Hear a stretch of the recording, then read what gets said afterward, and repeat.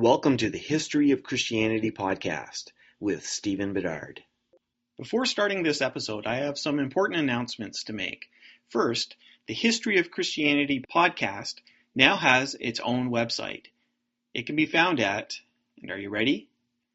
historyofchristianitypodcast.com. I know you didn't see that one coming, but I never claimed to be creative. This site includes all the podcast episodes as well as some other resources. There will also be some history-related blog posts included on that site. Most of my blogging will remain at my main site, stephenjbedard.com, but I will be including some posts at the podcast website as well. Come and visit me at historyofchristianitypodcast.com. This also means that there's a new iTunes feed. Just go to iTunes and search for the History of Christianity podcast, or you could go to the website and find the link there. Finally, there is also now a History of Christianity Twitter feed. You can find it at podcast HOC. Please follow me there. In this episode, we're going to look at some of Paul's colleagues in ministry. Although the Apostle Paul is often thought of as the superstar of the early church, we should remember that he was a team player and not just a lone ranger. One of the consistent aspects of Paul's ministry is that he often connected to other workers in the church. The first one we'll look at is Barnabas. Barnabas' birth name was Joseph, and he was a Levite from Cyprus. The name Barnabas literally means son of a prophet, but was understood as meaning son of encouragement. The first mention of Barnabas is as someone who sold property and gave the money to the apostles. In this, his faithful generosity is contrasted with the deception of Ananias and Sapphira, who lied about what they gave. Barnabas was also instrumental in bringing Paul into the Christian community. The other disciples were understandably concerned about this former persecutor. Barnabas became Paul's first partner in ministry and was likely considered the senior partner in the relationship. At one point, the Holy Spirit communicated to the church that Barnabas and Paul were set apart for ministry. Another time, Barnabas and Paul were proclaiming the gospel to some Greeks, and they were mistaken for Zeus and Hermes, and even almost had sacrifices made to them. Barnabas and Paul did many great things together, but alas, all good things must come to an end. One of the people that worked with Paul and Barnabas was John Mark, who I believe is the same Mark who was a cousin of Barnabas. This is the same John Mark who is believed to be the author of the Gospel of Mark. John Mark had left Paul and Barnabas at one point. When it was time for Paul and Barnabas to set off again, Barnabas wanted to bring John Mark with them again. Paul would have none of it, and so the pair split. Barnabas took John Mark with him and headed off to his home in Cyprus. Paul found a new partner in Silas. Before leaving Barnabas, I should mention that there is a document called the Epistle of Barnabas, but it has nothing to do with the historical Barnabas. It is attributed to this Barnabas, but it was not written by Barnabas at all. We will be looking at that epistle in a later episode. Silas is the name used in Acts for one of Paul's partners, but he's also called Silvanus in Paul's letters. It was not unusual to have different forms of names. After Paul's separation from Barnabas, Silas became Paul's main traveling partner. They were even imprisoned together in Philippi, and together were freed through miraculous means. It was during Paul's time with Silas that Timothy began to join them. At some points, Silas and Timothy would go off together and later rejoin Paul.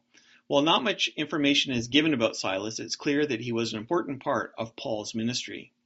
This brings us to Timothy. We have a bit more information about Timothy than we have about some of the others. His mother's name was Eunice and his grandmother was Lois. Timothy was Jewish on his mother's side, but his father was a Greek. This is significant in that the Jewish tradition saw the Jewish lineage as passing through the mother's line. This is why Paul had Timothy circumcised, even though Paul generally spoke against circumcision. What Paul was against was Gentiles being circumcised. Timothy was in a different category in that he was an uncircumcised Jew. By getting Timothy circumcised, Paul was opening doors for Timothy's ministry among the Jews. The fact that he was not circumcised until later in life suggests that his father was not in favor of his family following the Jewish religion. At some point, Timothy, as well as his mother and grandmother, became followers of Jesus. Paul played an instrumental role in his discipleship. The connection seemed to happen when Paul and Silas visited Timothy's hometown in Lystra in Asia Minor.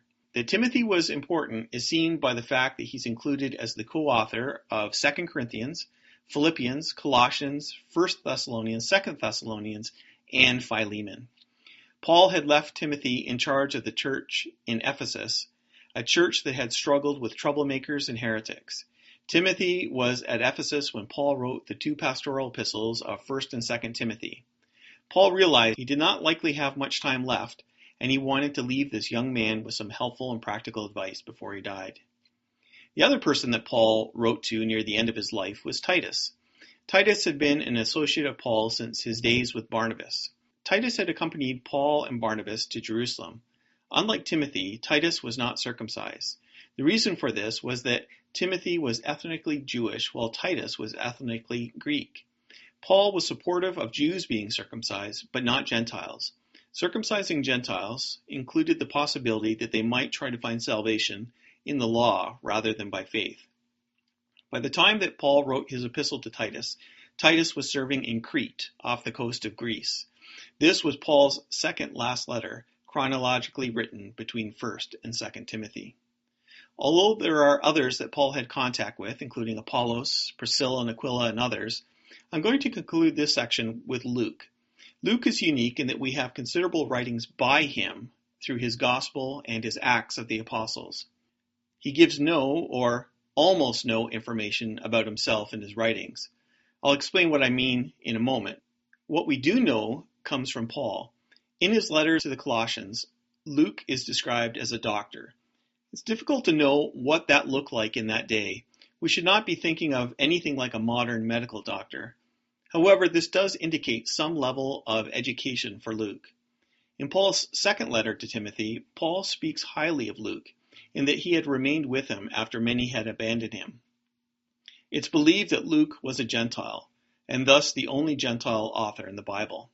I mentioned that there may be something about Luke in his writings. There is something called the we passages in Acts.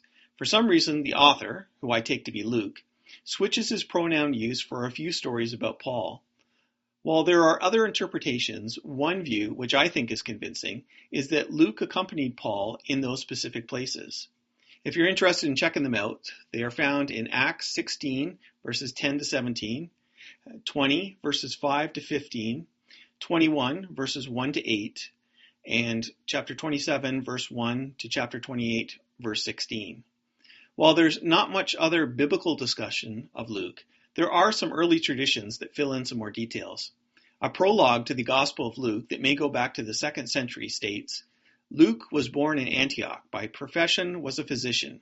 He had become a disciple of the Apostle Paul, and later followed Paul until Paul's martyrdom. Having served the Lord continuously, unmarried and without children, filled with the Holy Spirit, he died at the age of 84 years.